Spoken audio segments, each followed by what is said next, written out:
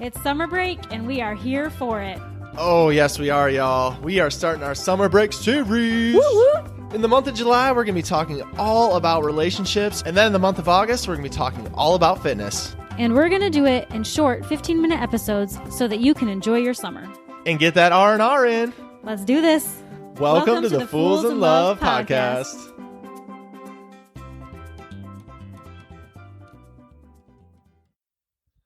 What is up, y'all? Welcome to week 2 of our fitness month and our summer break series. We are so pumped to come back at you with this series. And again, we're just trying to give you quick snippets of information so you can get some R&R and still get all the great details of how to really take on your fitness. So last week we were talking a little bit about finding the fitness routine that works for you, or finding the workout that works best for you. So make sure to check that out if you missed it last week. But this week, we're going to talk about one of the things that seems to be coming up all the time when you're talking about fitness, and that's just finding the time. Oh, yeah. If I had to say one thing about what people ask us specifically related to fitness, I think it's absolutely, well, I don't have the time for that. How do you guys find the time? So today we really wanted to talk about just how to create your workout schedule, how to create your fitness routine, and just go into that, because I really believe that everyone has the time. It's just that you have to make the time. You have to put it first and foremost. And once you do that, you're going to feel a lot better about your life because you'll have done something for you. And look, I get the gut check even when you're saying that, like, make the time, because that's the way we used to live. We used to use this excuse, y'all. We used to use it all the time. We got all kinds of things going on. We got this podcast. We got our blog. We got 2 tiny people we're trying to keep alive on a daily basis. We got our marriage thing going. Man, did we use this time thing a lot. We're reformed time excuse users, and so I don't want to use that anymore. And so today we want to take a deeper dive with that in mind into creating a workout schedule, because it's just something that seems to come up, and I know it's probably something you've dealt with. And if you love to work out, you just got to make the time to do it. So in our life, honestly, we have the most time on the weekends. And because of that, we start out planning and creating our routine by deciding that our weekends are going to be the most workout heavy places that we'll be. So for us, the times that we run 4 or 5 miles, that's going to be on the weekends. You're not going to see us doing that on a Monday evening because we got things to do. And I really feel like that's probably most of us, right? Most of us have long hours and demanding jobs, and some of us have side hustles. A lot of us have kids. So creating the schedule, creating the times, and figuring out the times when you're going to be able to actually do this is really the first and most important part of creating your own schedule. Right. And we discovered this really early on. When we both started to get serious about our fitness, we found not only was it impractical to do that, it was impossible to do both of our workouts on a single night. And it caused a lot of frustration, and honestly caused a lot of friction in our relationship even, because it just simply wouldn't work. And we always were running around like chickens with our heads cut off, trying to make it all work, trying to piece it all together. And so the implementation of this schedule is what freed it up for us. So we knew, and we know now, even still to this day, we can't run back-to-back times. It just throws everything off. So what did we do? We designed a schedule. We designed weeks. So take me, for example. Right now, my running schedule is Mondays, Wednesdays, and then Saturday and Sunday. And Megan follows along behind me. She goes on Tuesdays and Thursdays, and then she usually gets hers in on Saturday and Sunday too. Again, the weekend is a lot of times it's looked at as a time to relax, and I certainly wouldn't tell you not to do that. But if you're looking for the time, if you're looking for the space to make it happen, I hate to say it's usually the easiest place to find it is on that weekend. And not only that, we're so disgusting and the weather is so hot that we will actually many times get up early to make sure we fit it in, even on the weekends. So it's not like the most fun thing that I'll ever tell you that works, but certainly by the time one of us gets out the door at 7 a.m., we're avoiding the heat of the day and we're avoiding all the excuses that will come up later. So it is something to think about. If you have time in the mornings on the weekends, if that's your best place to be, then yeah, sorry, you might have to get up early. Yeah, and we really, I mean, as you were saying that, we make it a family affair a lot of the time. So like the times where it just isn't practical, or we have 1,000 things going on the weekend and we have a lot of different things come up. Maybe it's raining a million days in a row. We really incorporate the family runs. We incorporate our family into the workout. And listen, I know some of y'all have kids ranging from real small to real big. Our kids are 3 and 6. So trust me, we know that it can be difficult to do this. But again, it's really good for your kids to see you in that space too, and to kind of be a role model for that. And so even if you have older kids, try to incorporate them, and you might be surprised at how much connection it brings between both of you by just inviting that in. But that's how a lot of times how we make it happen. And sometimes the kids just have to suck it up and roll with us too. Okay. And speaking of kids, I'm so glad you brought them up, because one of the really important things that we do is coordinate our schedules together. And I think that that's probably missing in a lot of these places where people are like, I don't have the time. Well, sit down with your partner, sit down and discuss like who's going to do this when and how can we make this work for both of us? Because if we didn't have that conversation, we would never be working out. So I really do feel like creating that actual schedule and just communicating those things back and forth are going to be super important.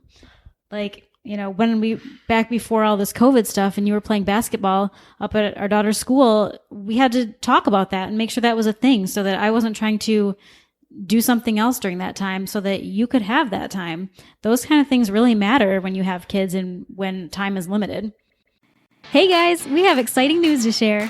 We're launching a Couch to 5K online running course. Yes, we are, and it's coming September 8th. The course is a 7-week program, but you can take it at your own pace and go slower if you need to. The course is $79.95, but now through August 31st, you'll get $10 off. And the coolest part, if you sign up by August 31st, you'll get a 15-minute coaching call with us, totally free. For more details or to sign up, go to thefoolsinlove.com. Let's do this.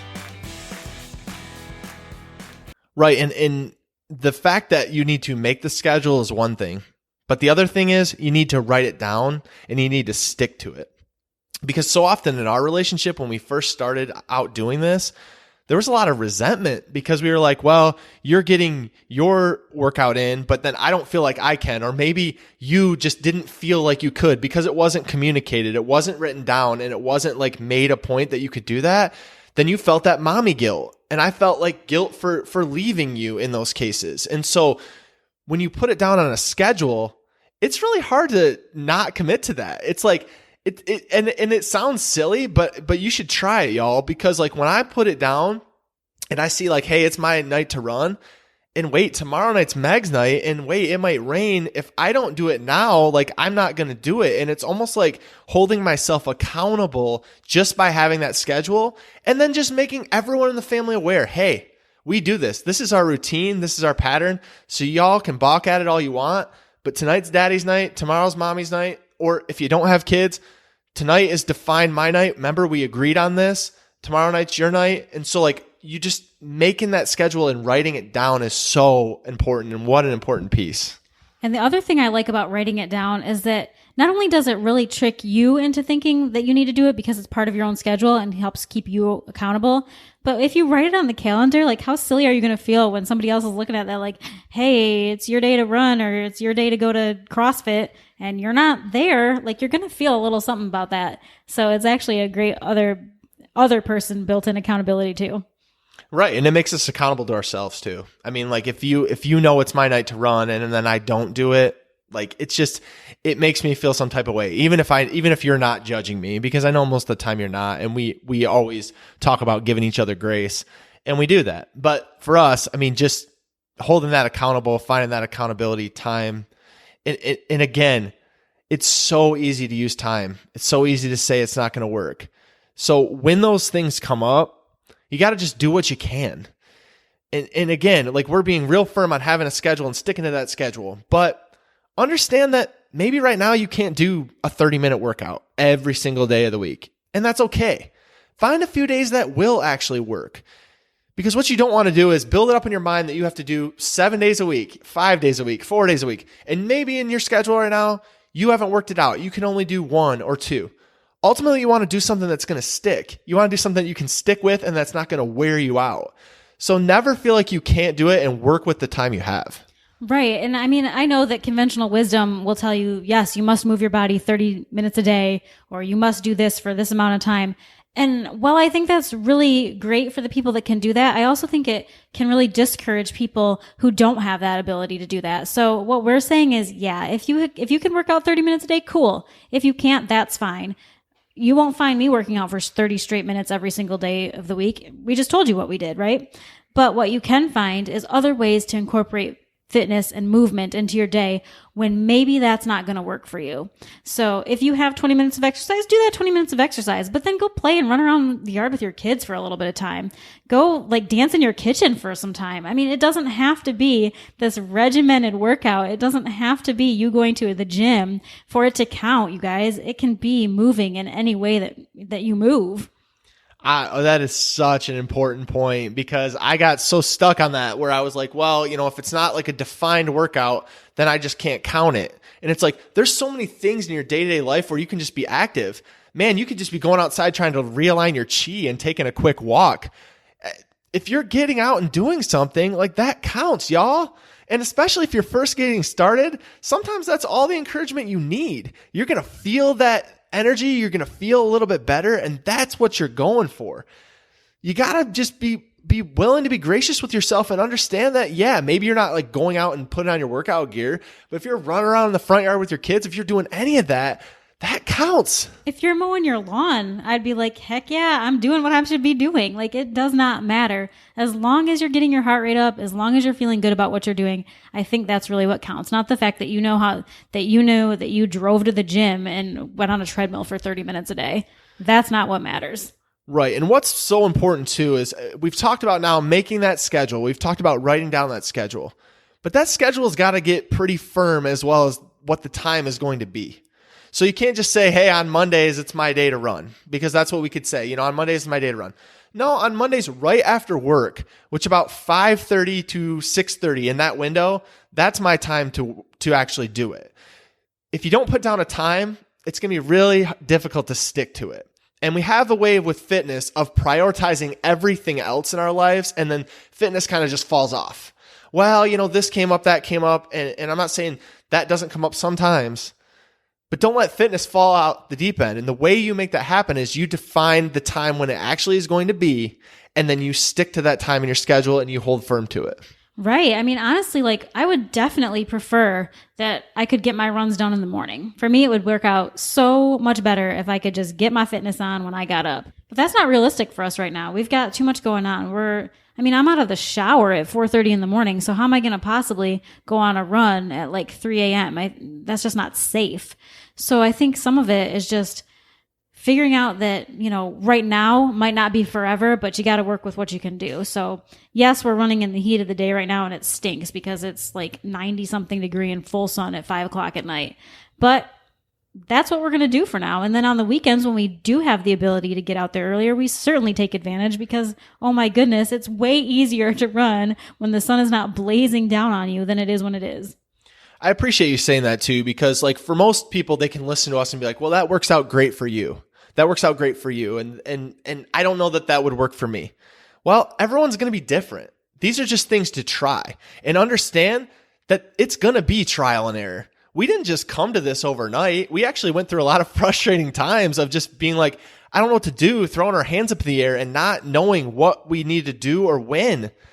But we just changed. If it wasn't working, we have the ability to change that. If there's certain things that you try and then they're not realistic, you can change that. You can change it at any time, and you can change it week by week. Heck, you could try out something 4 different weeks in a month and just see which one works best, and then pick and change from there. You're not committing to anything long term. The only thing you're really committing to long term is committing to fitness and committing to the fact that you're going to prioritize that in your life.